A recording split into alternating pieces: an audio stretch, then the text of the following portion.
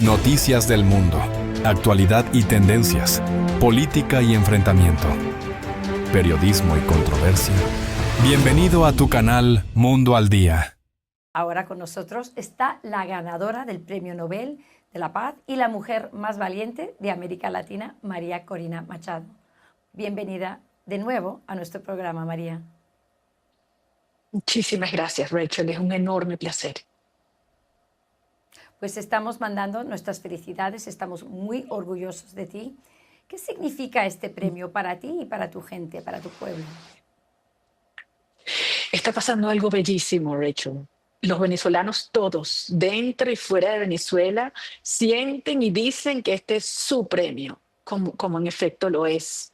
Y lo han asumido como un reconocimiento, una lucha de 26 años contra una tiranía que además ha contado con el apoyo de millones de latinoamericanos y además en conjunto todos lo hemos dedicado también al presidente Trump, porque no estaríamos donde estamos en el umbral de la libertad si no fuera por su apoyo y liderazgo. Sí, quiero hablar con usted sobre eso, porque usted llamó al presidente. Háblanos un poco, cuéntanos un poco sobre esa llamada entre tú y el líder del mundo libre. Bueno, para mí fue muy emocionante poder hablar con él y poder transmitirle de manera directa lo que estamos sintiendo los venezolanos hoy. En primer lugar, de asegurarle que este es un pueblo que ama la libertad, comprometido con la democracia, valiente y organizado, y que agradece profundamente el compromiso con la democracia y la libertad del presidente de los Estados Unidos. Decirle que la libertad de Venezuela traerá la libertad de Cuba y traerá la libertad de Nicaragua y que nos aproximamos a un momento único. Hoy vivimos un día histórico sin duda para el mundo, pero el Día de la Libertad para todas las Américas también será ese gran legado del presidente de los Estados Unidos, Donald Trump, para la historia. No quiero ser negativa, pero te tengo que contar de esto, porque el presidente Trump, quizás lo sabes, o digo el presidente Obama, quizás lo sabes, publicó sus felicitaciones en Twitter y habló sobre tu valentía. Pero ni él ni Joe Biden tomaron medidas decisivas para ayudar a Venezuela, como lo hizo Trump. ¿Por qué crees que Trump lo hizo y ellos no? Yo te puedo decir, Rachel, que tenemos años tratando de que el mundo entienda que esto no es una dictadura más y que esto no es solamente un problema que nos atañe a los venezolanos, sino que esto es un problema que tiene que ver también con la seguridad nacional de los Estados Unidos, con las vidas de ciudadanos norteamericanos y del mundo entero. Y que como estructura criminal tenía que ser por la vía del law enforcement, de la aplicación de la ley, que cortara los fondos que le entran al régimen y que usa no solo para la corrupción, pero también para la represión. Finalmente esto ha ocurrido y el presidente Trump ha tomado para mí la decisión más importante en términos de política exterior de este hemisferio al decidir desmantelar una estructura narcoterrorista y calificarla como tal. Eso requería, sin lugar a duda, coraje, valentía, visión y aferrarse a la verdad, cosa que también ha hecho su secretario de Estado, Marco Rubio. Y yo creo que el entendimiento que tiene el secretario Rubio sobre la región sin duda ha contribuido a que se esté avanzando de esta manera tan decidida. Sí, pero María, no es solo que no ayudaron, eran enablers. O sea, hasta en Cuba, cuando Obama fue a Cuba y normalizó estar a un baseball game con Raúl Castro, se negó a reunirse con los dissidents en Cuba. Y luego con Biden, cuando dijo, bueno, pues voy a dejar que las licencias de petróleo sigan. Yo creo que era más que no ayudaron, empeorizaron todo. Y por eso China y todos los comunistas florecieron bajo su cargo. Pero quiero ahora hablar de algo positivo. Ahora que Trump, el presidente Trump ha dicho que hay una guerra contra los cárteles y contra los narcodictadores como Maduro, ¿cómo han cambiado las cosas? Específicamente, ¿cómo ha cambiado la situación en Venezuela ahora mismo? ha cambiado dramáticamente, en el buen sentido. Por una parte, el régimen ha entendido que esto es en serio, porque al final el error de los procesos previos que tú describes es que tú no puedes negociar con debilidad frente a una estructura criminal, narcoterrorista. Tienes que ir con ese poder de la fuerza moral y de la fuerza. Te lo hablábamos tú y yo el fin de semana. El camino a la paz es la libertad. Y para que exista libertad, tiene que existir fuerza. Y eso es la gran lección que estamos viendo, no solamente en el caso de Venezuela, sino también en el caso de tantos otros conflictos que ha ido resolviendo el presidente Trump en estos meses. Entonces, el régimen lo ha entendido y créeme, muchos en su entorno ahora entienden que esto se acabó. Y Maduro tiene que aceptar que en su propio interés ha llegado el momento de irse por la paz de Venezuela y por la libertad del hemisferio. Un signo que las cosas sí están cambiando es que vimos una cosa muy extraña estas semanas. Vimos que gente que trabaja en la embajada rusa, familias rusos que estaban en esa embajada, se han ido de Caracas. ¿Qué significa eso? Explica a nosotros qué otros signos hay que las cosas están cambiando. Todos saben el rol que ha tenido Rusia, Irán, China, Hezbollah, Hamas en Venezuela. Cómo además han utilizado pasaportes venezolanos para que sus agentes se movilicen, cómo han infiltrado con sus tecnologías y espionaje nuestro territorio.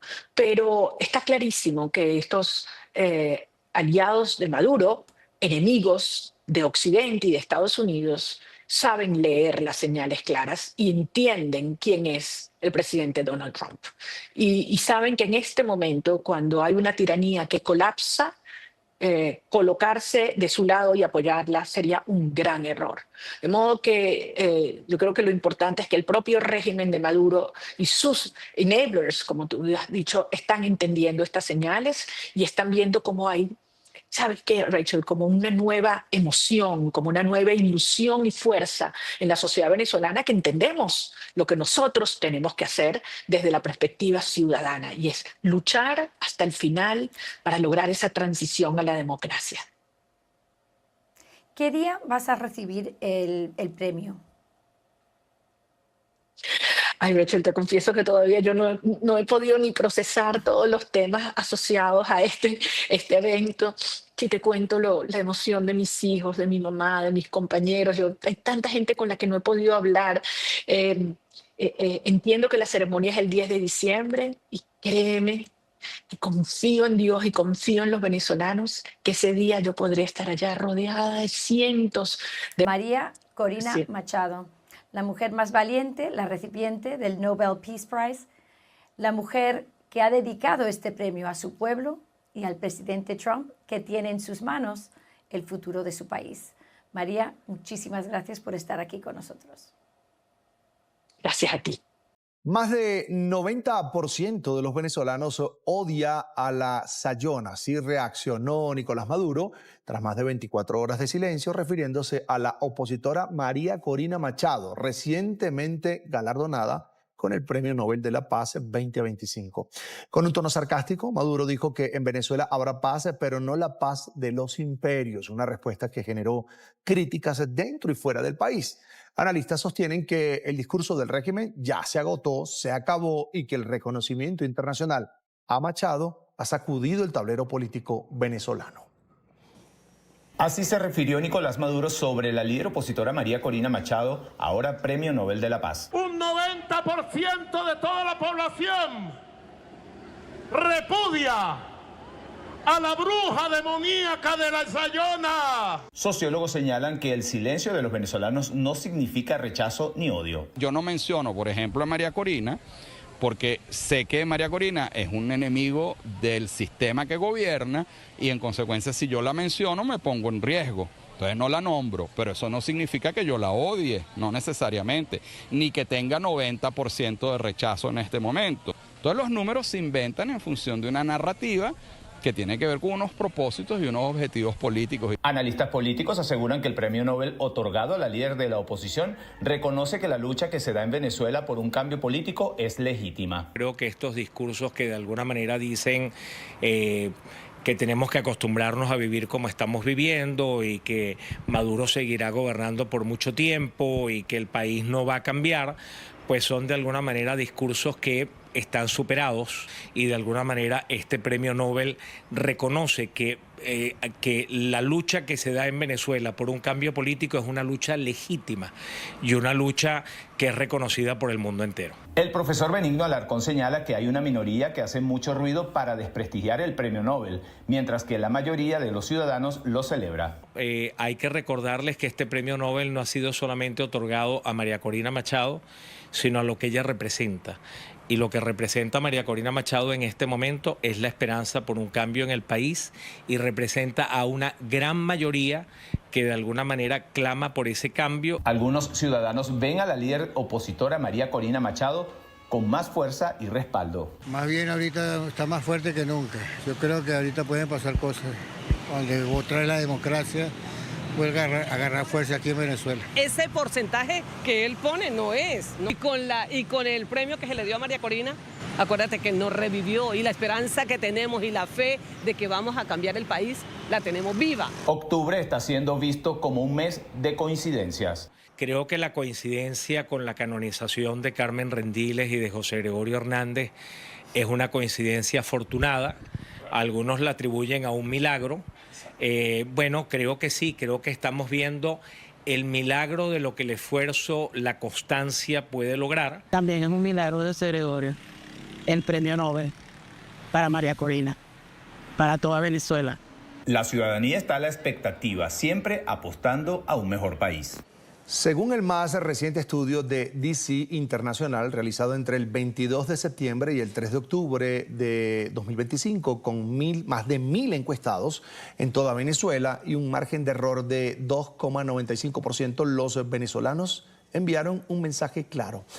Ellos que viven la crisis en carne propia, son los testigos directos además del accionar del régimen de Nicolás Maduro, conocen las zonas donde opera el poder, las irregularidades en las instituciones y los nombres detrás de las fortunas inexplicables. El 86,76% de los encuestados de esos venezolanos califica el régimen de Maduro como una organización narcoterrorista, una percepción alimentada por años de hechos, inversiones extrañas y vínculos visibles con el narcotráfico.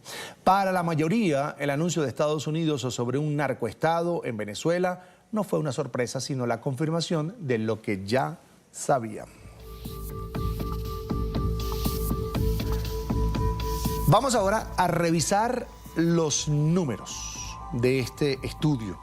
¿Considera usted a Nicolás Maduro presidente legítimo de Venezuela? No, 86%, sí, 5,7%.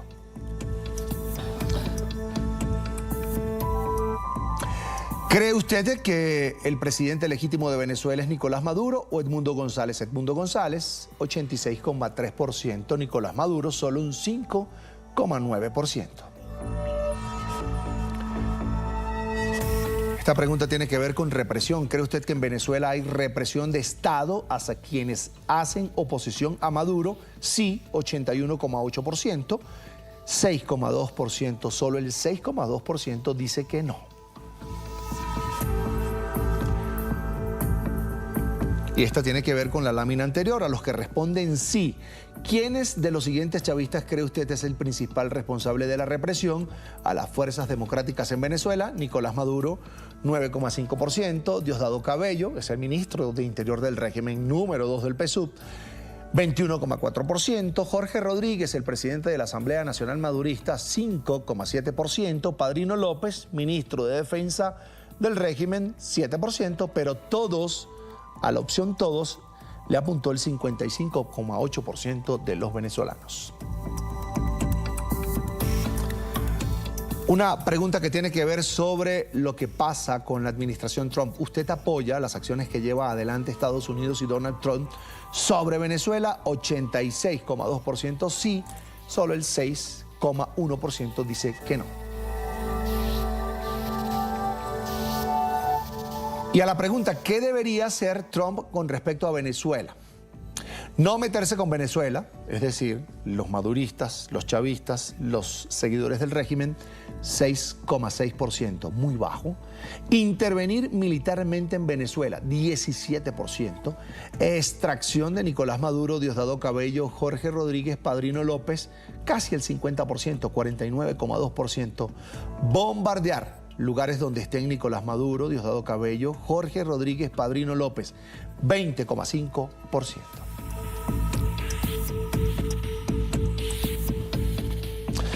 Esta es otra pregunta de este estudio. ¿Cree usted que sus familiares que están en otros países regresarían a Venezuela si Maduro deja el poder y hay una transición con Edmundo González y María Corina Machado? 65,8% dice que sí, solo el 14,3% dice que no.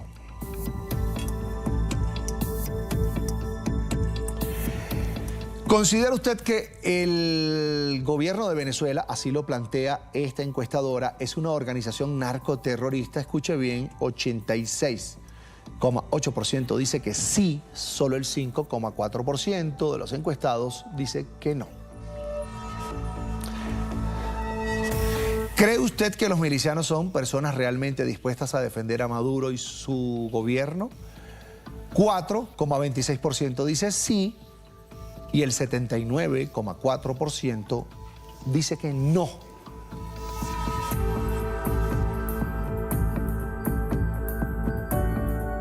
Revisamos una última pregunta de este estudio. ¿Qué cree usted de que va a pasar si Maduro y el chavismo salen del poder, dejan Miraflores, se van del país? Algo así, un escenario así, imagínenlo. Aquí se lo preguntaron a más de 1.000 venezolanos. ¿Habrá fiesta nacional, que es salir a celebrar a las calles? 88,03%. ¿Una guerra civil? Nadie va a la guerra civil. 1,9%. ¿Ataques a propiedades chavistas? Tumbar estatuas de Chávez. Van a buscar a los chavistas para hacer justicia. La gente va a tomar las oficinas del gobierno, etcétera. No quieren violencia. 4,8%. Y pues no saben, no responden, 4,8 o 4,08%. Y nos acompaña a esta hora Aníbal Urios, es politólogo, además director de DC Consultores. Está en pantalla, bienvenido a la tarde de NTN 24. No, muchas gracias a ustedes, muy buenas tardes. Cada vez, según este estudio que hizo su empresa, cada vez son más los venezolanos que creen que Nicolás Maduro es un usurpador del poder, los que creen además que Edmundo González es el presidente legítimo de Venezuela.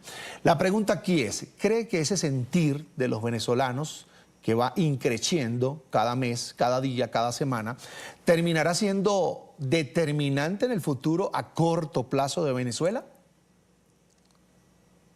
Yo creo que sí, ya el sentir de no solo de los venezolanos, sino ya de la comunidad latina y de América en su totalidad, entienden de que el gobierno de Nicolás Maduro ha llegado a su fin, hay un fin de ciclo, ya hay hartazgo, desilusión, bronca, como ha pasado en otros países, pero bueno, en este potenciado, porque bueno, las últimas elecciones no han sido democráticas y del todo claras, y al no tener la legitimidad del pueblo, no podés tener legitimidad en el poder. Creo que está sosteniendo, a base de cuestiones más antidemocráticas, su posibilidad de mantenerse al frente del Estado. Que eso es, como decimos en Argentina, de mecha corta. Ya no hay posibilidad de que se pueda sostener. Entonces, lo que queda es hacer una transición ordenada para que todo salga de la mejor manera. Ahora, 81,8% de los encuestados reporta represión del régimen a las voces disidentes en Venezuela. Dos inquietudes aquí. ¿A quiénes responsabilizan de esta situación y si esa represión se puede traducir también en miedo del régimen a lo que está pasando? No, evidentemente, cuando vos ya no tenés la representación legítima del pueblo, que te acompaña por expectativas, distintas emociones, el futuro, lógicamente que el gobierno siente que hay otros mecanismos para sostenerse en el poder. Y los culpables son propios de los que rodean a Nicolás Maduro. Cabello, Rodríguez, y cuando vos haces la pregunta son todos. Apelar al miedo es el último artilugio que te queda para sostenerse en el poder, que también es cortoplacista. Yo creo que debe entender que su tiempo se terminó y qué mejor que hacer una transición ordenada y pacífica para todo el pueblo venezolano y que la gente después evalúe en el tiempo qué fue mejor. Señor Aníbal, una amplia mayoría de los venezolanos respalda las acciones de la administración Trump frente al régimen de Venezuela, pero ¿qué esperan de esta presión de Maduro o a Maduro? Bueno, es el elemento que falta para que se sienta el gobierno de Nicolás Maduro acorralado, que ya no tenga posibilidad de sostenerse, y no es menor que Estados Unidos tenga una mirada que no tuvo en el último tiempo distinta sobre Venezuela. No es lo mismo que los demás países latinoamericanos apoyen la salida que Estados Unidos, ¿no? El peso es totalmente contundente. Yo creo que ese es el elemento que le faltaba hoy al pueblo venezolano para creer que esto puede ser una realidad en el corto plazo. ¿Creen los venezolanos en esa versión de Estados Unidos que señala al régimen de Maduro de ser narcoterroristas? Sí, totalmente, y se ha puesto en evidencia en el último tiempo. Ya la información ha salido de Venezuela. Si vos lo preguntás, yo podría hacer la misma pregunta en cualquier país de Latinoamérica que te van a dar la misma visión. Y cuando vos ya el poder se te empieza a escurrir entre los dedos, ya la fragilidad se empieza a ver en todos lados. Y creo que ese es el elemento también que va a hacer que Estados Unidos empuje para resolver la situación en Venezuela. Y esa es la gran expectativa que hoy tiene el pueblo venezolano, ¿no? La posible solución rápida. Mirando el estudio, entiendo que ya no hay miedo a los milicianos y que esos milicianos ya no estarían tan dispuestos a defender al régimen de Maduro. Totalmente, porque esos mismos que son utilizados para la represión quieren que esto se termine. Entonces, volvemos a la misma, no es por amor, sino por miedo. Y el miedo, cuando vos ves la puerta, esa luz que empieza a verse en la oscuridad, el miedo se va apagando, ¿no? Y se va valentonando la esperanza, la expectativa y un futuro distinto. Cuando todos estos condimentos conjugan, el resultado está a la vuelta de la esquina. Ya falta, yo viendo estos números veo que falta poco, siempre y cuando el poder entienda de que tiene que dar un paso al costado, porque si no, esto se puede prolongar, pero ya de otra manera. Con Maduro fuera del poder, fuera de Miraflores, ¿regresarían esos millones de venezolanos que hoy están regados por el mundo? Yo creo que sí, que están esperando, porque todo ser humano quiere estar siempre en su lugar donde vivió y con sus seres queridos. Es una gran expectativa. Lógico que hay un porcentaje, que vos sumás, hay un 19% y otro porcentaje, ahora no lo recuerdo, pero 13%, vamos a ponerle, que es lo que falta de esa torta del 100%, que tienen miedo todavía, porque bueno, todavía falta. Hay muchos envalentonados a que esto se resuelva rápidamente y otros son un poquito más prudentes. Pero la algarabía está en la piel del venezolano. En pantalla, Aníbal Urios, politólogo y director de DC Consultores, a quien le agradezco mucho habernos acompañado esta tarde en NTN 24. Será hasta la próxima. Muchas gracias a ustedes y hasta pronto. Hasta pronto. Fuerte abrazo. Y a menos de una semana para la canonización de los primeros santos venezolanos, el doctor José Gregorio Hernández y la madre Carmen Rendiles, los familiares de los presos políticos alzan su voz con la esperanza que esta fecha impulse gestos de reconciliación y libertad para quienes permanecen injustamente detenidos. Sin embargo, la situación de persecución y violación a los derechos humanos pareciera agudizarse en medio de denuncias de aislamiento, detenciones arbitrarias y preocupación por el deterioro de las condiciones en las cárceles de Venezuela. A 6 días de la canonización de los 2 primeros santos venezolanos, los familiares de los presos políticos continúan pidiendo medidas humanitarias que materialicen la libertad de quienes hoy están detenidos injustamente, muchos de ellos con graves dificultades médicas y otros en condiciones de total aislamiento. Así lo han expresado en actividades cívicas y religiosas en las que han pedido la canonización acabe con todo este sufrimiento. Pero mientras esta campaña avanza, la realidad es cruel. Las detenciones y la persecución continúan. Por ejemplo, este fin de semana se conoció una lista de 18 personas a quienes les fue dictada orden de aprehensión en el estado Trujillo. 7 de ellos ya han sido capturados por las autoridades. Los hechos se vinculan con la presunta colocación de una pancarta en la que se leía "Vamos a cobrar 28 de julio, libertad", una frase cívica y pacífica que reivindica el derecho a la participación y a la libertad de expresión, pero que hoy las han transformado en excusa para desatar una persecución política sin precedentes. Además de las nuevas detenciones, un número importante de presos políticos permanece aislado de sus familiares. Es el caso de Rafael Tudares, yerno de Edmundo González Urrutia, quien tiene casi 300 días detenido. La esposa de Tudares ha enviado una carta pública al Papa para pedir que interceda y que cese el sufrimiento. Con profundo respeto le ruego interceda por mi esposo Rafael y por todas las personas que hoy en nuestro país viven situaciones semejantes. Que su palabra llena de misericordia pueda tocar los corazones de quienes tienen poder de decisión y los mueva a actuar con humanidad, misericordia, justicia y compasión. Le pido invoque desde su magisterio y su voz universal la defensa de la dignidad de las personas privadas de libertad y derecho de sus familias a obtener justicia para que sus seres queridos y consuelo en los momentos más desoladores. Y es que esta campaña ha sido incluso reivindicada por la Iglesia Católica Venezolana. Desde la Conferencia Episcopal han solicitado gestos humanitarios, un clamor al que se suman activistas de derechos humanos. Entendemos que además están haciendo o priorizando de que este gesto humanitario, esta medida que favorezca la libertad de los presos políticos, pueda también atender sobre todo esa población que tiene y que padece enfermedades crónicas que están hoy día en este encierro arbitrario. Y es que el padecimiento de los presos políticos ya es un tema de años en Venezuela. Este domingo se cumplieron 4 años de la muerte en prisión del general Raúl Isaías Baduel. Su familia denuncia que no ha habido una investigación real e imparcial del sufrimiento y la tortura que le infligieron. Hacen énfasis en la campaña para pedir una canonización sin presos políticos. Creen que este puede ser el contexto o la oportunidad perfecta para que haya medidas humanitarias, excarcelaciones o libertades que puedan estar otra vez estas personas en sus hogares. La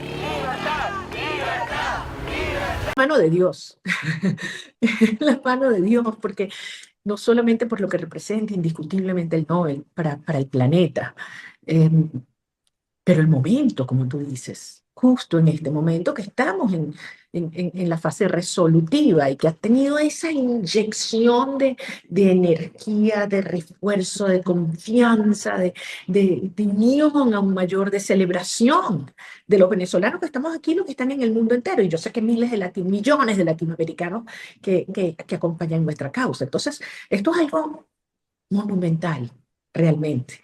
Y sí creo que tiene un impacto muy importante, tanto en los venezolanos, en los ciudadanos, como en el propio régimen que se da cuenta que el mundo entero legitima la lucha de los venezolanos y que Maduro está absolutamente aislado y tiene los días contados, absolutamente. Y en relación a Argentina, puntualmente le quería preguntar cómo lo ve a nivel regional a Javier Milei y si más allá del tuit público que hemos visto de él, si tuvo alguna comunicación en las últimas horas con él o con su equipo. Sí, bueno, me han escrito todos. Tengo tantos amigos allí, el propio presidente. Yo, Julieta, si acaso he tenido tiempo de hablar con mis hijos, no puedo hablar con mi mamá, ¿tú puedes creer esto? No. Y es una cosa que es difícil de procesar y por eso pido excusas a quienes no he llamado aún, pero yo creo que sepas que con el presidente Milei nos une una gran amistad y un enorme respeto. Creo que está haciendo un gran trabajo por Argentina. Creo que nuestros países tienen que fortalecerse unos a otros porque al final aquellos que atacan, han destruido Venezuela, también ven en Javier Milei una amenaza. Entonces, porque representa precisamente eso, una sociedad autónoma, una sociedad libre, una sociedad que no es dependiente del Estado. Y eso es la antítesis de lo que estos criminales creen. Pero yo le estoy muy agradecida a él. Patricia me llamó, tampoco le pude atender, pero bueno, yo espero más a partir de mañana ponerme al día y llamarlos a todos, a Gerardo, porque la verdad es que tengo grandes amigos. Esteban Bullrich, que quiero muchísimo, mi amigo, me llamó, me escribió, no he podido contestarle.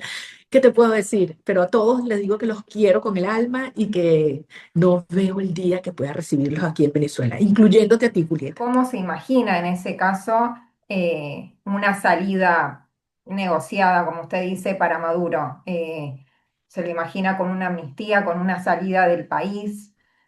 Va a depender cómo llegamos allí. Y va a depender de quiénes efectivamente se involucran en esa negociación. Lo que yo te puedo garantizar es que los venezolanos confían en Edmundo González, su presidente electo, y sé que confían en nuestro criterio para llevar adelante un proceso justo, transparente, donde en el centro está la gente, está la sociedad. Y una transición que complemento, porque hay también algunas voces que, replicando un poco las matrices del régimen, se asustan de si a la salida de Maduro aquí puede venir un caos o escenarios como en Medio Oriente, en Libia. No, nada que ver. O sea, señores, si hay una sociedad que está cohesionada en el mundo hoy, es la venezolana. Tú nos conoces bien. Y obviamente tenemos los planes listos. Y quiero darles esa tranquilidad, lo que vamos a hacer en materia de seguridad ciudadana, de soberanía nacional, en materia de servicios públicos, en términos humanitarios, en términos de la economía, del manejo financiero, lo que hay que hacer las primeras 100 horas, los primeros 100 días. Los equipos están listos, gente súper talentosa, dentro y fuera de Venezuela, que ya está activa, que está trabajando y que está lista para arrancar y ávida de hacerlo. Y eso le quería preguntar también, porque bueno, por ahora no hablaron de su premio desde el régimen, pero sí en relación al despliegue de Estados Unidos se muestran muy defensivos, muy con un tono más bien bélico. ¿Qué sabe de lo que está pasando internamente en el régimen y en las fuerzas también de Venezuela a partir de estos últimos acontecimientos que cambiaron bastante el panorama para el régimen, como usted misma dice? Bueno, mira, el régimen en el último año, desde el 28 de julio, ha comenzado una caída inexorable. Obviamente, a punta de represión y de los crímenes más crueles, que la Comisión Interamericana de Derechos Humanos ha calificado como terrorismo de Estado, y la Misión de Determinación de los Hechos de las Naciones Unidas como crímenes de lesa humanidad. Su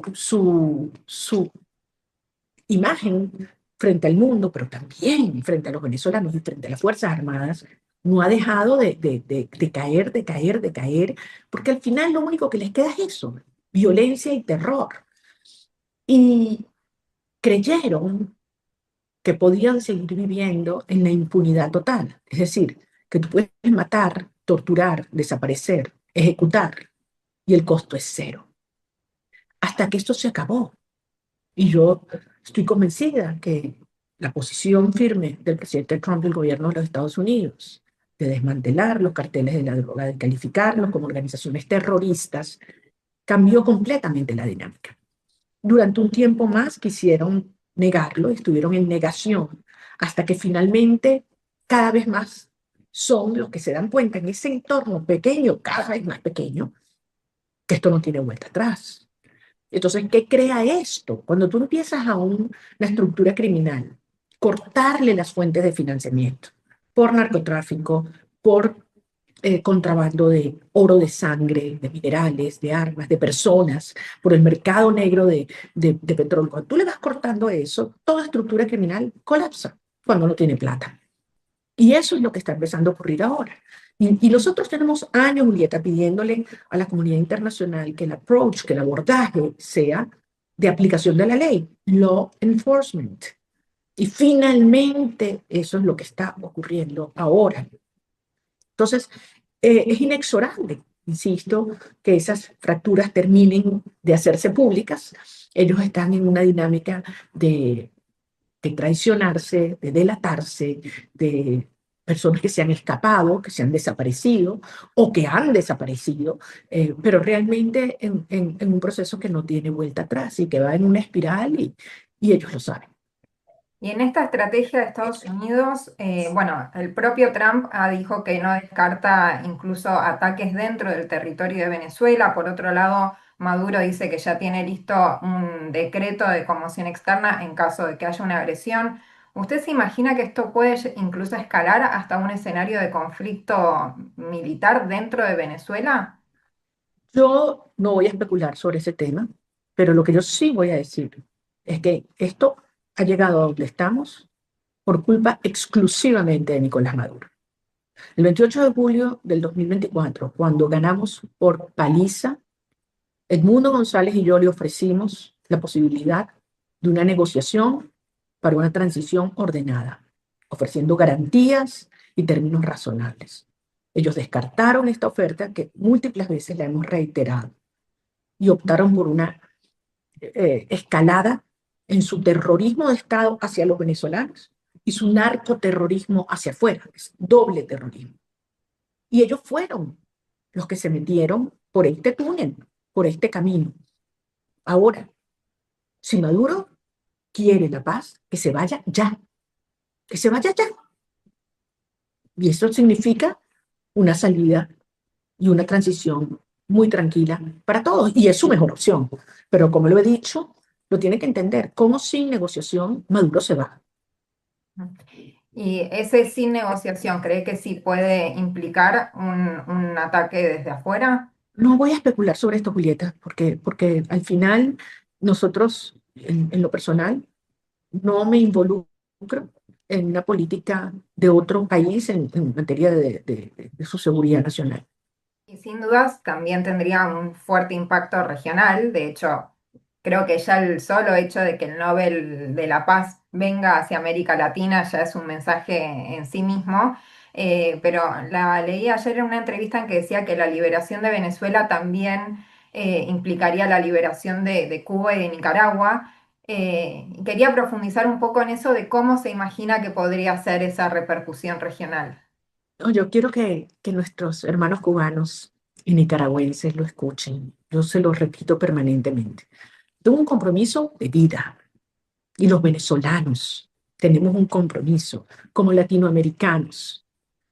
Porque yo repito y repito, lo que hoy pasa en Argentina es problema de los bolivianos, lo que pasa en Bolivia es problema de Ecuador, lo que pasa en Ecuador nos pega directamente a los venezolanos. Y desde luego, la liberación de Cuba, la liberación de Nicaragua es fundamental, porque al final, allí donde se han instalado los tumores que han hecho metástasis.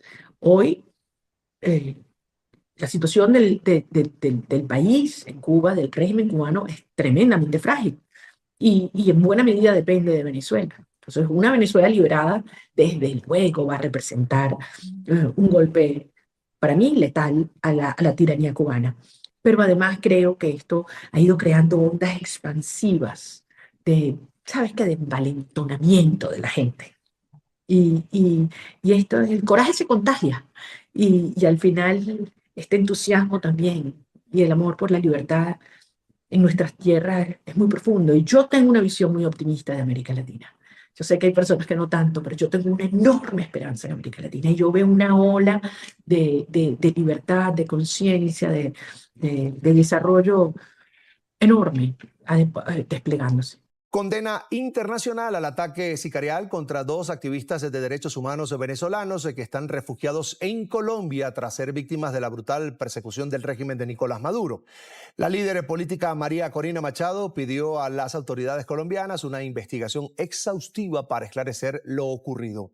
Varios dirigentes políticos venezolanos han condenado el atentado y alertan sobre el peligro que enfrentan los opositores al madurismo aún fuera de su país. Sobre el mediodía de este lunes, los venezolanos exiliados en Colombia, Henry Velázquez y Luis Peche, fueron víctimas de un atentado sicarial al norte de Bogotá. Los dos defensores de los derechos humanos opositores al régimen de Nicolás Maduro fueron baleados por sujetos que sin mediar palabra les dispararon tras bajarse de un vehículo parqueado afuera de un conjunto residencial en el barrio Cedritos. Yendri Velázquez, activista venezolano por los derechos de la comunidad LGBTIQ+, y coordinador del Observatorio Venezolano de Violencia LGTBIQ+, solicitante de refugio en Colombia sin haber obtenido respuesta.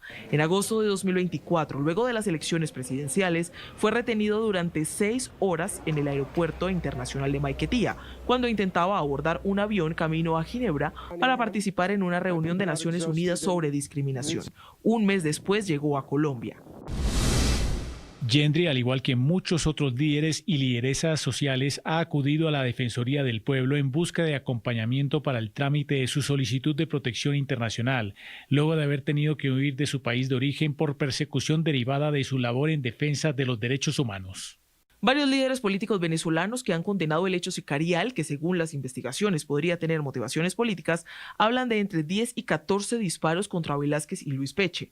Peche es activista por los derechos humanos, consultor político y director de Sala 58. Se refugió en el país en mayo tras recibir amenazas del régimen venezolano.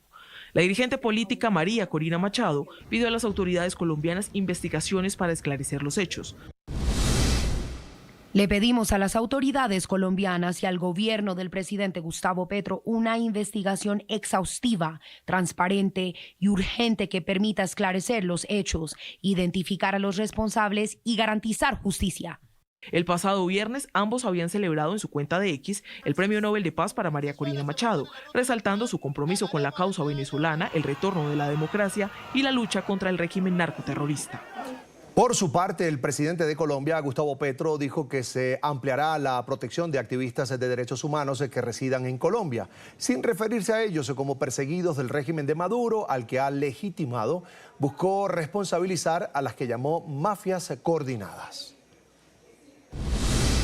Toda la ciudadanía venezolana que quiera asilarse en Colombia, independiente de sus ideas, es bien recibida, como se ha demostrado en estos años. Nadie puede decir que el gobierno los ha molestado, cualesquiera que sean sus ideas. Se han expresado libremente y así continuará. La Unidad Nacional de Protección ampliará la protección de los activistas de derechos humanos de cualquier país del mundo en Colombia. Sabemos qué buscan los violentos en este caso. Sabemos que la reunión en Cúcuta de las mafias coordinadas. A quienes quieran la paz se les dará la mano. Los demás serán enfrentados con contundencia. Por tormentas fuertes también en varios sectores de nuestro país debido a estas bajas presiones inmersas en la zona de convergencia intertropical en la región centroamericana, según lo que ha dicho el Ministerio de Medio Ambiente y Recursos Naturales.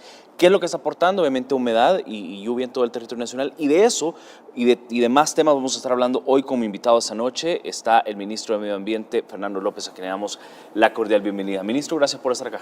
Gracias, buenas noches, un gusto estar de nuevo acá para platicar de todo este tema de la lluvia y lo que va a estar pasando en los próximos días. Claro, ¿es normal estas lluvias? ¿Es de la temporada o hay, digamos, algún fenómeno en particular que esté afectando al país? Bueno, lo que tenemos ahora no es ningún huracán, es decir, no hay una tormenta específica, son varias razones. Por una parte tenemos la zona de convergencia intertropical cercana a nuestras costas, es decir, todas las nubes que vienen del océano Pacífico, y luego pues tenemos varias otras cositas, bajas presiones, tenemos una vaguada que nos estuvo afectando la semana pasada, hay un frente frío también que ya se está configurando al norte, pero toda esa combinación de cosas son las que nos está trayendo la lluvia. Al final lo que vamos a tener son lluvias pues prácticamente toda la semana. En algunos momentos puede haber una lluvia tipo temporal, es decir, tormentas muy leves, pero que pueden durar más de 2 horas, o de repente en las tardes pueden haber tormentas eléctricas también, las tormentas eléctricas son mucho más cortas pero mucho más intensas. Entonces más o menos eso es lo que estamos teniendo. Para esta semana se tienen estimados de lluvia de más de 100 milímetros en algunos lugares, 150 milímetros en algunos lugares, que es una cantidad bastante considerable de agua para caer en una semana. Entonces las recomendaciones, pues primero mantenernos informados por las fuentes oficiales, eso es muy importante. Ahora con el tema del internet y las redes pues hay muchísima información. Claro. Tratemos de informarnos por las fuentes oficiales. Segundo, acatar todas las disposiciones y todas las instrucciones de la Comisión Nacional de Protección Civil. Recordemos que también la alerta ya se elevó a naranja en todo el país. Se anunció también la suspensión de clases para el día de mañana. Entonces sí es bien importante acatar todas estas disposiciones. ¿A qué nos referimos con acatar las disposiciones? Puede que exista necesidad de hacer alguna evacuación preventiva, se van a acercar personal de protección civil, el ejército o de cualquier otra institución. Acatemos, hagamos caso, realmente esto se hace con un solo fin y es salvaguardar pues, a los ciudadanos. La verdad que se pone la vida de los salvadoreños como prioridad y eso es lo que hacen pues todas las autoridades y todo el personal de protección civil a la hora de hacer una evacuación preventiva. Por supuesto, y estamos viendo de hecho la advertencia, el anuncio que ha dado la Dirección Nacional de Protección Civil, que ha emitido alerta naranja a nivel nacional por las lluvias de temporal para los próximos días. Y dice Protección Civil, pedimos a la población acatar todas las recomendaciones que brindamos y por supuesto hay varios lineamientos que por supuesto da Protección Civil en esta alerta naranja a nivel nacional. Esto como parte por supuesto del plan invierno que lleva el gobierno del presidente Nayib Bukele. ¿Qué significa tener una alerta naranja cuando hablamos de condiciones del tiempo, ministro? Bueno, recordemos que las alertas según el color, pues así es el nivel digamos, de preparación que existe dentro de la Comisión de Protección Civil. Protección Civil está compuesta por varias instituciones. Nosotros somos, digamos, el primer eslabón de la cadena. Nosotros somos quienes generamos y distribuimos esta información climática. Entonces, ya la alerta pues ya está naranja, ya se tienen varias precipitaciones, varios días con lluvia, los suelos están saturados de agua, ya hemos tenido deslizamientos, ya hemos tenido desbordamientos también en algunos lugares. Entonces, la probabilidad de que alguno de estos fenómenos vuelva a suceder, pues sí, es latente, digamos, es muy alta en las próximas 24 horas. Entonces, las recomendaciones que vienen con la alerta naranja, pues son esas: precaución al transitar en cualquier lado, no cruzar ríos, eso es bien importante, no cruzar ríos, estar atentos a la información oficial. Debe haber precaución también en el tema de pesca para los que realizan pesca de tipo comercial. La pesca deportiva no se recomienda, pero la pesca comercial o artesanal, pues contacten a sus autoridades de puerto para ver las condiciones en cada uno de los lugares. Se puede, pero con mucha precaución. También otra recomendación que se dio fue al Ministerio de Educación suspender las clases en todo el país, al sector público como al sector privado. Esto es bien importante, eso lo dice el informe de Protección Civil. Para no poner en riesgo, ¿no? Eso es lo que se busca, pues no poner en riesgo a los salvadoreños.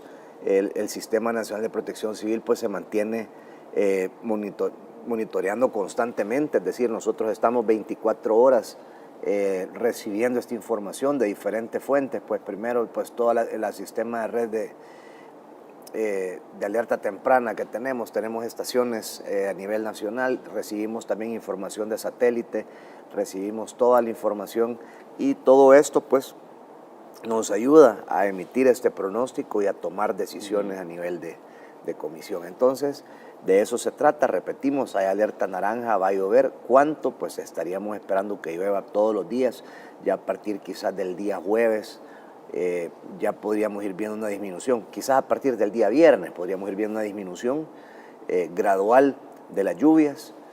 Va a llover prácticamente todo el mes, solo que muchísimo menos a partir del día 20, por ejemplo. O sea, ya llovería mucho menos la próxima semana y ya podríamos ir teniendo un frente frío o un evento de vientos norte, como son comúnmente conocidos, y esto pues ya nos daría la pauta que ya viene el cambio de estación. Entonces tendríamos la transición a la época seca en el mes de noviembre. Ahora bien, neblina, hay de pronto en algunas zonas del país, me imagino que las zonas altas donde sí se ha registrado, digamos, neblina, ¿cuánto más o menos puede durar?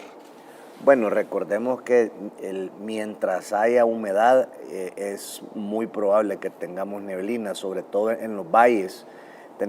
Nuestro país pues es un país con muchísimos cerros, muchísimas montañas, hay muchísimos valles La neblina es muy común, sobre todo en horas de la mañana o en horas de la tarde. A partir de las 2 o 3 de la tarde aproximadamente podemos tener neblina. Lluvia en la zona costera, cordillera volcánica. Es bien importante también mencionar esto porque cuando las lluvias son en la cordillera volcánica, estamos hablando de toda la sierra de Apaneca, Huayúa, volcán de Santa Ana, luego cordillera del Bálsamo, volcán de San Salvador, toda la zona de la ciudad de San Salvador, la carretera panorámica, volcán de San Vicente, es decir, toda la cordillera volcánica central, Berlín, Tecapa, Jucuapa, Chinameca, volcán de San Miguel, y luego al sur, toda la sierra de Jucuarán.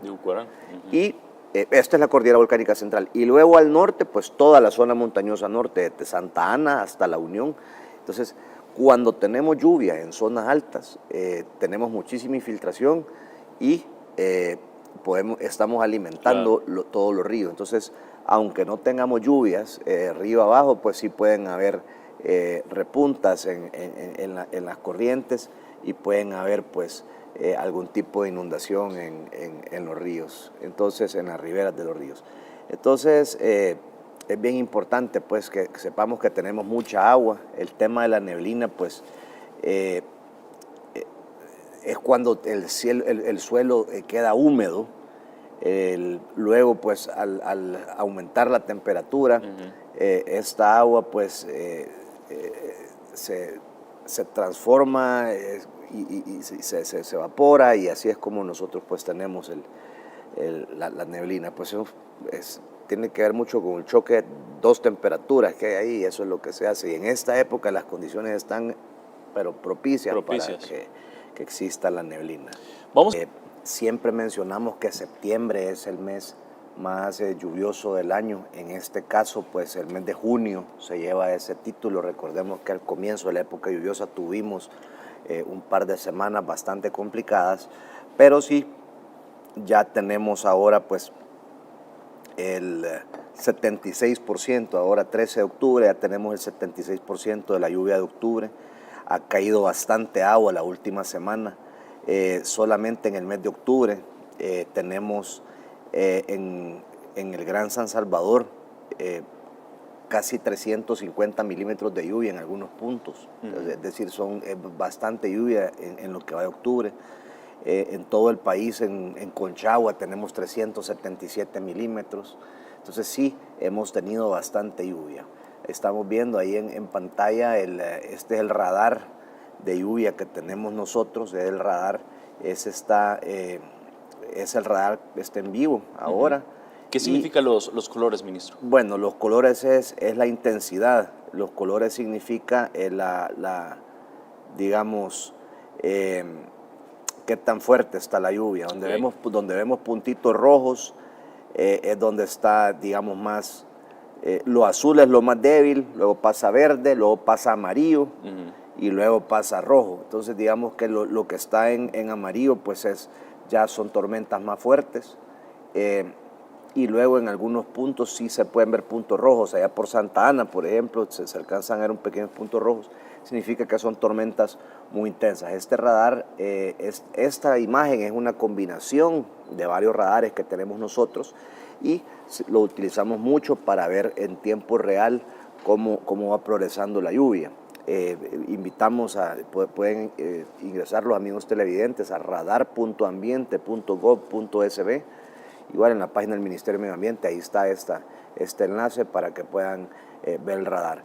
Pero como te decía, el tema es que sí, hemos tenido bastante precipitación en lo que va del mes de octubre. Pues ahora ya llevamos el 76% de la lluvia promedio del mes solamente en 13 días. Es decir, es muy probable que superemos el promedio de octubre. Entonces, ¿qué sucede cuando tenemos toda esta lluvia? Recordemos que el pronóstico, nosotros tenemos un pronóstico basado en impacto, es decir, no solamente se dice si va a llover, sino cuáles son las posibles consecuencias. Al medir el riesgo, tenemos riesgo de varias cosas. Primero, los desbordamientos. ¿Qué significa eso? Que puede crecer un río, puede salirse de su cauce.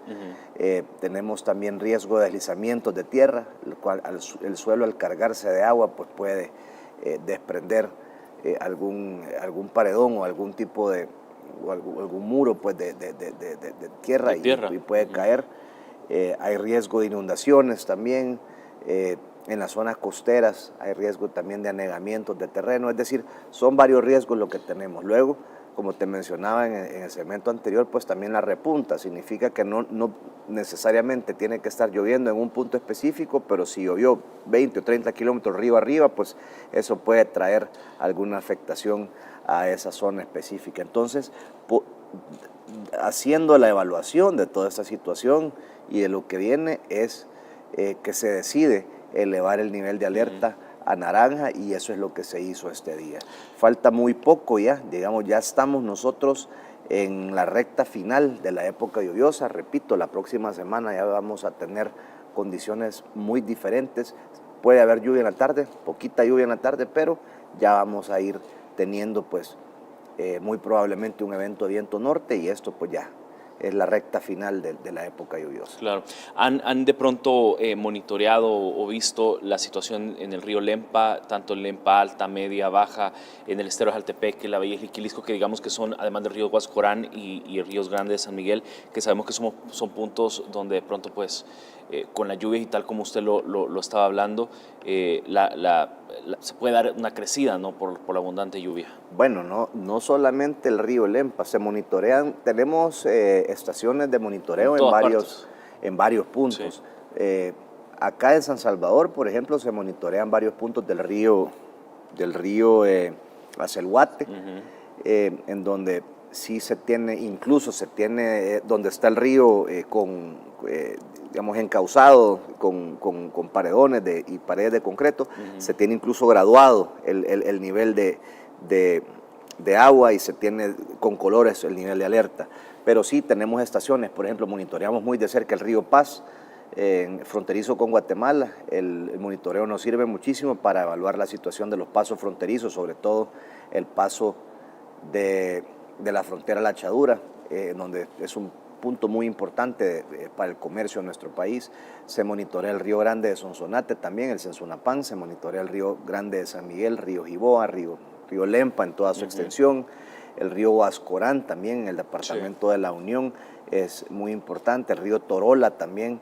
Es decir, sí son varios puntos que se monitorean. Otro punto muy importante en el río Grande de San Miguel es la zona de La Canoa, la zona por la laguna del Jocotal, que es una zona también muy propensa a inundaciones. Entonces sí, es un monitoreo constante de los ríos principales, pero no solamente los ríos principales, sino también sus afluentes. Al final, pues, menciono algunos, pues, claro. Pero son muchísimas estaciones. Tenemos en tiempo real este monitoreo, estas estaciones están conectadas y estamos prácticamente monitoreándolo en tiempo real. Tenemos observadores locales también, tenemos equipo de guardarrecursos que también están informando. Ese es un monitoreo. El otro monitoreo, pues obviamente son las estaciones telemétricas que se tienen. Tenemos muchísimas estaciones telemétricas a nivel nacional con diferentes funciones. Algunas miden lluvia, pero unas pueden medir humedad del suelo, pueden medir viento. Tenemos los radares también para ver el tema meteorológico en las nubes.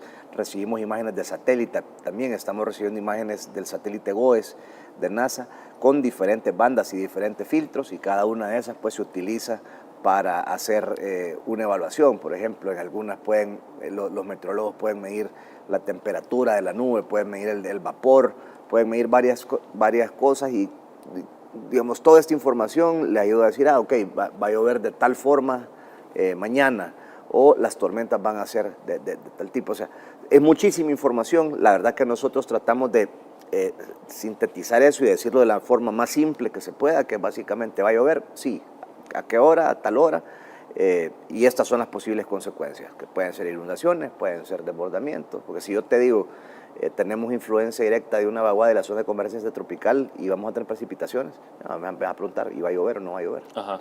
Entonces claro. Se trata, y eso es parte de lo que hemos hecho en este gobierno, como la comunicación de todo el tema de riesgo, sí, se hace de forma muy eficiente, a través de las diferentes redes, y se trata de estar actualizando lo más que se pueda, porque sí es información que no solamente le sirve a la Comisión de Protección Civil, sino que le sirve a todo el pueblo salvadoreño. Claro.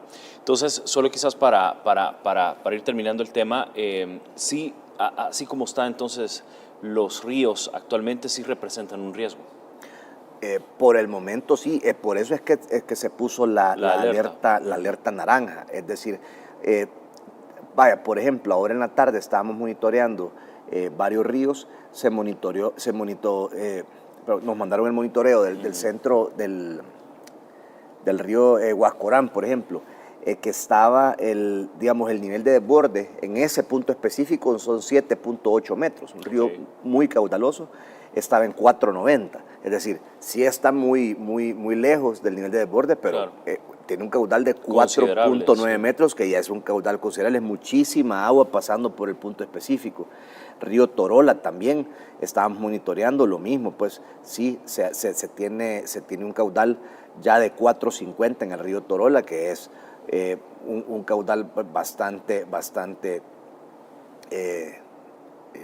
grande, pues en el Torola se tiene 2.71, aquí se me actualizó el dato, y es 4.50, entonces es la mitad, pero igual. Luego en el río El Sauce, en el departamento de La Unión, lo mismo, es 4.70 y se tienen 2.5 metros. Entonces, sí se está monitoreando y esto puede cambiar en un par de horas, pues. Aquí no digo que vaya a pasar, pero es muy probable que si estamos reportando que ya tenemos 4.50, pues probablemente dentro de 6 horas, si sigue lloviendo, podemos tener 6 metros. Y así es como se va planificando las evacuaciones preventivas, así es como se van planificando todo este tema que lo ve directamente Protección Civil, lo ve albergues y todas las instituciones que están involucradas. La saturación del suelo, ministro, ¿podría sobrepasar los umbrales de susceptibilidad y digamos, estabilidad? Vuelvo y repito, por eso es que se subió la alerta. O sea, esa es la razón por la cual se subió la alerta. O sea, tenemos suelos muy húmedos. Recordemos que hemos tenido tormentas pues prácticamente todos los días. Aunque no hayamos visto lluvia, por ejemplo, donde nosotros vivimos, en San Salvador, San Miguel, Santa Ana, hay días que no ha llovido. Pero de repente sí tenemos, mientras no llueve en nuestro lugar de residencia, hemos tenido lluvia todos los días en Chalatenango, por ejemplo, la zona de La Montañona, la zona de Sensuntepeque, Cabañas, la zona del embalse de la presa 3 de febrero, etcétera. Y esas zonas son las que están saturadas. Y eso sumado a lo que todavía falta que llueva. Entonces, a ver, nosotros tenemos primero el mapa de lluvia, luego se saca el mapa de humedad de suelo y luego al tener el dato de humedad de suelo, pasamos a una tercera etapa que es el mapa de amenaza por deslizamientos. Entonces, ahora pues sí tenemos una amenaza media a nivel nacional, pues recordemos que es algo, el tema de las lluvias pues es algo que no podemos nosotros detener, o sea, no hay un control que podamos decir que ya no llueva. Entonces por eso es que necesitamos estar preparados. Nosotros podemos, lo que sí hacemos es controlar lo que nosotros lo que tenemos en nuestras manos, y es el tema de las alertas, el tema de la prevención, el tema de todas las recomendaciones que se dan, el tema de no tirar basura, del cual siempre hablamos, que es tan importante, pues se hace un gran esfuerzo para mantener limpios los drenajes, pero ese es un esfuerzo constante que tenemos que hacer todos como salvadoreños, no solamente una institución o no solamente un equipo, sino que somos el 100% de los salvadoreños que tenemos que colaborar en ese tema. Pues escuchando lo que está diciendo el ministro de Medio Ambiente respecto a las lluvias, a esta alerta naranja en todo el país, a esta suspensión de clases que también está ya decretada para mañana, y que todas las instituciones del presidente Nayib Bukele están en función de proteger la vida de todos los salvadoreños. Hablemos de hecho de lo que ha dicho la Administración Nacional Oceánica y Atmosférica, la NOAA, que ha informado de hecho que las condiciones de la Niña están presentes y que pueden persistir hasta diciembre de 2025, según lo que ha dado a conocer en su último reporte. Háblenos al respecto, ministro. Bueno, el fenómeno del niño y de la niña se le conoce al régimen de exceso de lluvia o de ausencia de lluvia que tiene el hemisferio norte y el hemisferio sur. Básicamente lo que se trata es de una variación de la temperatura en el Océano Pacífico, y esta variación de la temperatura pues influye en cómo llueve. Para el fenómeno de la Niña, la temperatura del océano disminuye y en el hemisferio norte llueve más y en el hemisferio sur hay episodios de sequía. Fenómeno del Niño, viceversa. En el hemisferio norte llueve menos y en el hemisferio sur pues se tienen exceso de lluvia.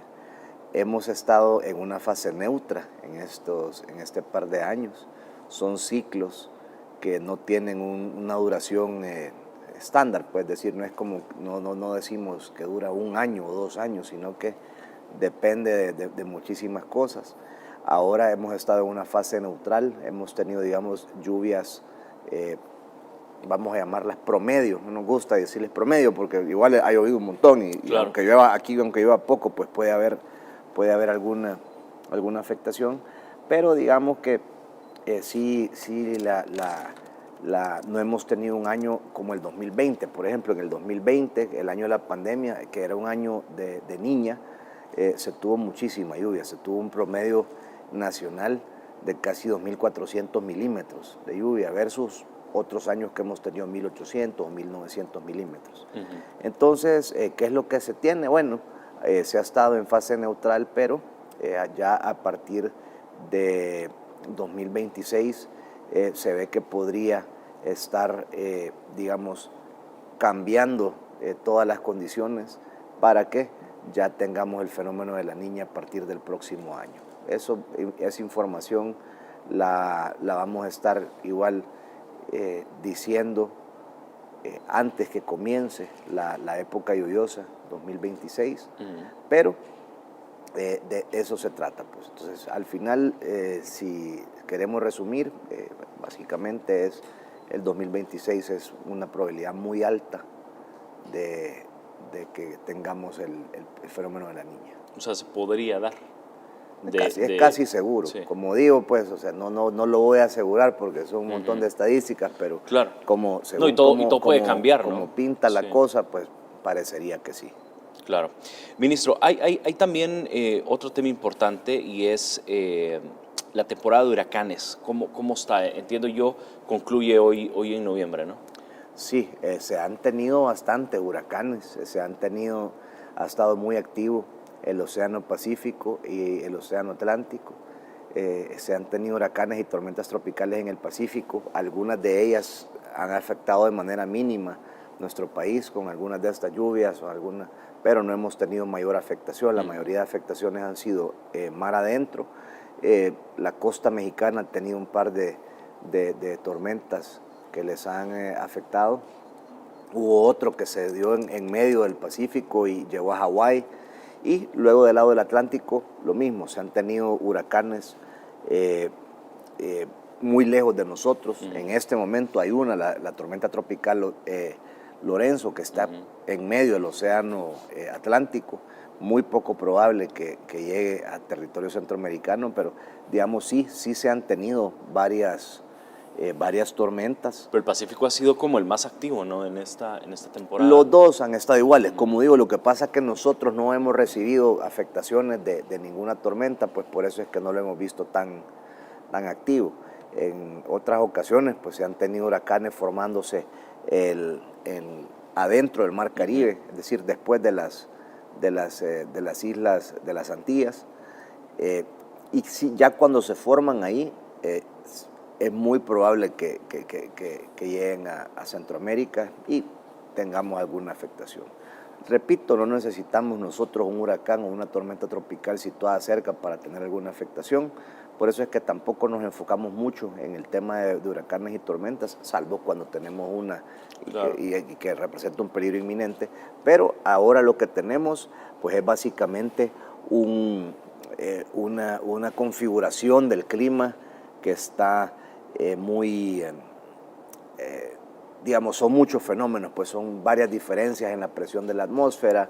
Hemos tenido vaguadas, hemos tenido paso de ondas tropicales, que son estas tormentas eléctricas muy fuertes que hemos tenido en días anteriores. Entonces, pero sí, el 30 de noviembre finaliza la temporada de huracanes y Igual, aunque no tengamos un huracán cerca de nosotros, pues lo que sí podemos tener es una afectación indirecta del huracán, tormentas eléctricas, lluvias de tipo temporal, claro, que igual eso se estaría informando en el momento que suceda. Pues, por el momento, pues como repito, solamente tenemos una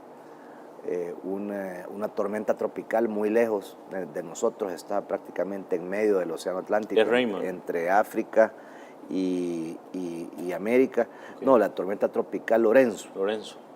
Pero también está Raymond, ¿no? Creo que todas esas ya desaparecieron. Desaparecieron, ok. Ya no se tiene información, incluso okay, la NOAA ya la quitó de su página. De acuerdo. Estando a lo largo y ancho del país, tormentas de morada fuertes en todo el territorio. Hay una alerta también naranja en todo El Salvador y ha advertido también sobre inundaciones y crecidas súbditas en diversos distritos del país. Hay suelos saturados salvadoreños, familia. Hay una probabilidad también de sobrepasar los umbrales de susceptibilidad, y hablábamos con el ministro precisamente que el fenómeno climático La Niña está de regreso, aunque por supuesto se está monitoreando qué es lo que pueda pasar. Y ya lo decíamos, la temporada de huracanes no nos está afectando, gracias a Dios, pero sí, por supuesto, continúa monitoreándose. Ministro, hablemos de algo que usted mencionaba al inicio de esta entrevista, y es los frentes fríos, que es algo que a la gente le gusta. ¿Por qué? Porque pues de pronto sacas tu abrigo, sacas tu bufanda, tu gorrito, y eso pues hace un poco que hasta incluso el temperamento de los salvadoreños también cambie. ¿Primer frente frío podría llegar al territorio nacional cuándo, ministro? Bueno, ya las masas de aire frío, incluso ya hay uno que no está afectando directamente a nuestro país, pero sí ya tenemos todas estas masas de aire frío. A partir del día 20 aumenta la probabilidad de frente frío, que van a tener este episodio de vientos nortes. Podría haber uno antes que termine el mes de octubre, y luego ya en noviembre sí, ya podríamos ir viendo aproximadamente 2 o 3 eventos de vientos nortes, y esto nos estaría dando la señal para la transición a la época seca. Es decir, ya en noviembre pues podríamos tener acumulados de lluvia en todo el mes de 100, 150 milímetros, que es lo que estaríamos nosotros pronosticando solamente para esta semana. Entonces sería una cantidad de lluvia muy leve para el mes de noviembre. El mes de diciembre disminuye aún más. Siempre llueve, recordemos, aquí llueve prácticamente todos los meses, muy poquito, pero sí podríamos tener lluvia en el mes de diciembre. Pero digamos, la lluvia fuerte o las cantidades de precipitaciones fuertes terminarían a partir de la próxima semana. Ya la próxima semana ya veríamos condiciones mucho más calmadas con el tema de lluvia, y esto estaría pues acentuado con la presencia de este frente frío o los famosos vientos nortes o vientos de octubre, comúnmente conocidos. Que ya tipo en noviembre, ¿no? Bueno, en octubre estaríamos esperando los vientos de octubre, pero sí ya también en noviembre se podrían tener también. Ahora bien, ¿hay digamos algún cálculo, proyección de pronto de cuántas temporadas de frentes fríos pudiéramos tener en lo que resta del año, o probablemente a principios del año, o quizás es muy anticipado hablar? Bueno, podemos hablar de octubre y noviembre, sí, octubre 1, un episodio, y noviembre 3 aproximadamente. Estaremos hablando que de aquí a diciembre podríamos tener 4 episodios, 5 tal vez, pero según como vemos, y tenemos varias maneras de hacer esto, pues se utiliza muchísimo las estadísticas de años pasados, se ven las condiciones actuales y se hace una ponderación de todo eso, pero sí, son aproximadamente, de aquí a diciembre podemos tener por lo menos 3 eventos de vientos nortes, y ya pues veríamos la transición a la época seca después de eso.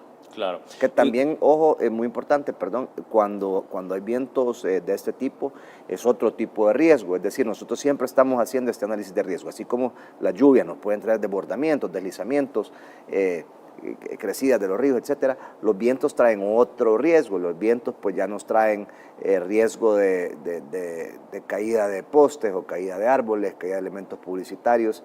Cuando ya digamos, los suelos se secan a partir del mes de enero y tenemos viento, pues ya tenemos el riesgo de incendios forestales. O sea, es decir, van cambiando las condiciones.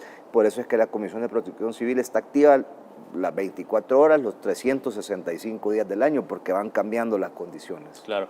Ministro, hablemos de un tema que de pronto yo creo que quizás por los temas de coyuntura no se abordan, y es, creo yo, toda la modernización que como ministerio han tenido desde que llegó el gobierno del presidente Nayib Bukele. Ahora lo que sí se observa es que los datos son mucho más precisos, los monitoreos son más constantes y certeros, incluso hasta los resultados, y la forma también anticipada que ustedes pues de pronto alertan cuando se pueda dar algún fenómeno. ¿Qué cambios significativos se han hecho en tecnología en el ministerio para tener precisamente ese paso adelante, ¿no? cuando llega un fenómeno? Son muchísimas cosas. Yo creo que lo primero es la actitud. Tiene que ver muchísimo con la forma de comunicar,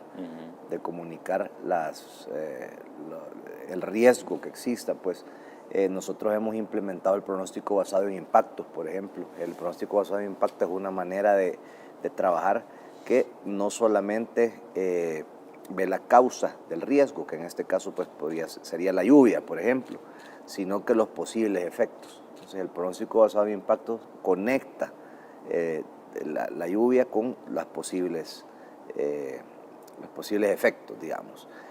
Se ha modernizado pues el centro de monitoreo, se ha modernizado pues todas las redes de sistemas de alerta temprana, y no solamente en lluvia, sino que también en monitoreo geológico, monitoreo sísmico. Tenemos una aplicación de sismos, pueden bajar la alerta de sismos, está para iOS y para Android, y eso lo lanzamos nosotros también. Es una aplicación que, a diferencia de cualquier otra aplicación que ustedes puedan bajar, esa está conectada a los sistemas de la Red Nacional de Monitoreo Sísmico y tiene información muy valiosa para que nosotros tomemos pues buenas decisiones. El sismo no puede predecirse,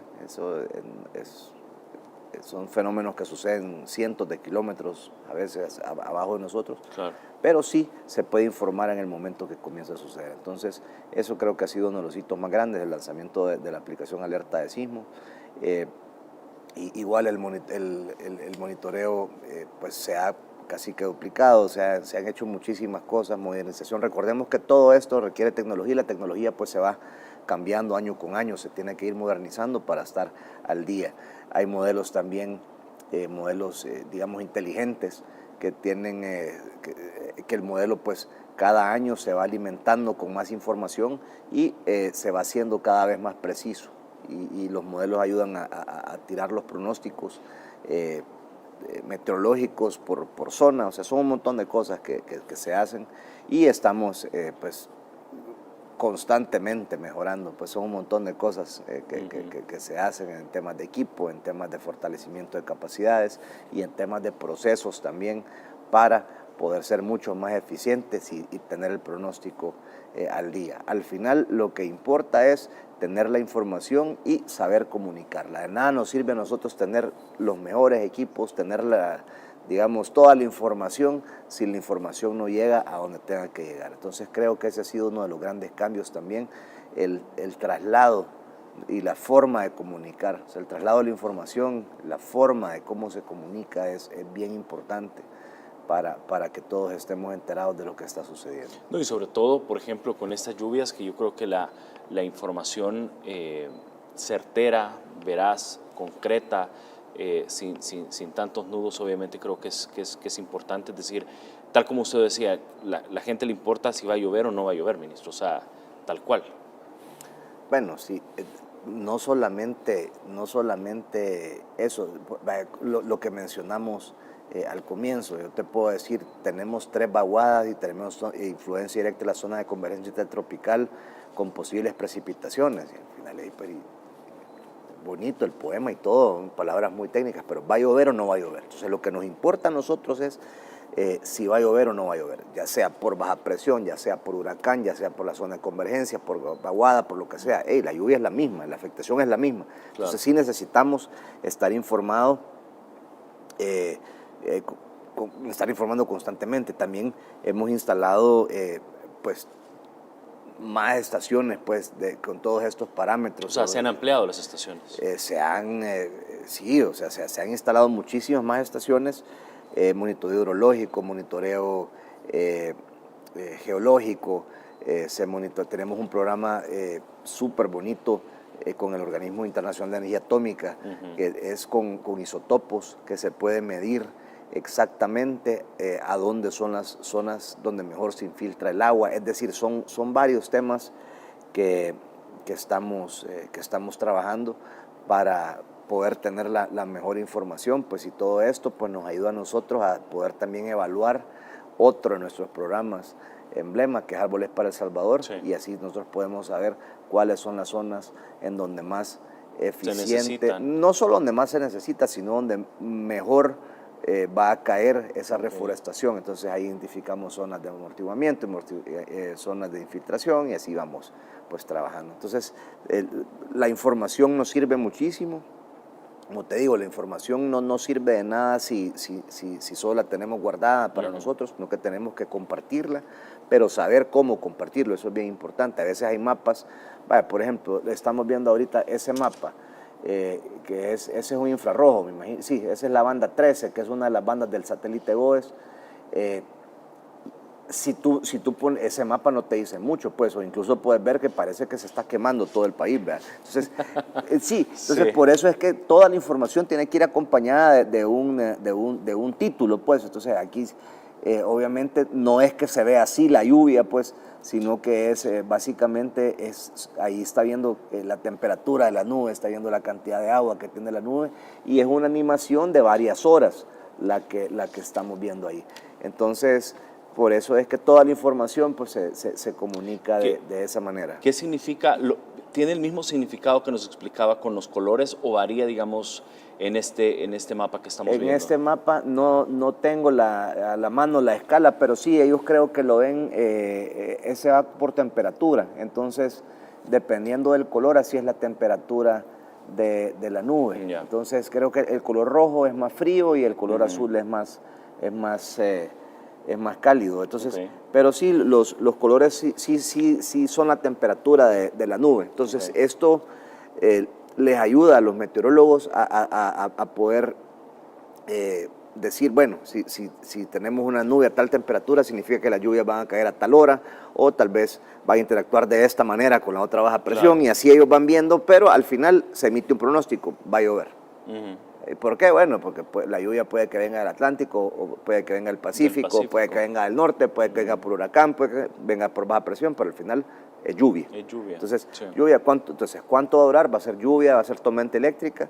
¿Qué trae? O va a ser lluvia tipo temporal, que va a ser una lluvia más suave, pero va a durar más y nos va a dejar más acumulado. Entonces, todo eso. Y en tiempo real se está trasladando esta información a Protección Civil, porque Protección Civil 24 horas pues está desplegada para cualquier emergencia. Claro. Ministro, no me quiero despedir, me falta un minuto de tiempo, pero no me quiero despedir sin antes hacer esta reflexión. Yo siempre que tengo la oportunidad de poder conversar con funcionarios que tiene que ver mucho con el tema de cambiar mucho la cultura de los salvadoreños, lo hago. Y es que la gente no bote la basura en las calles. Yo creo que hoy en esta lluvia, con estas lluvias,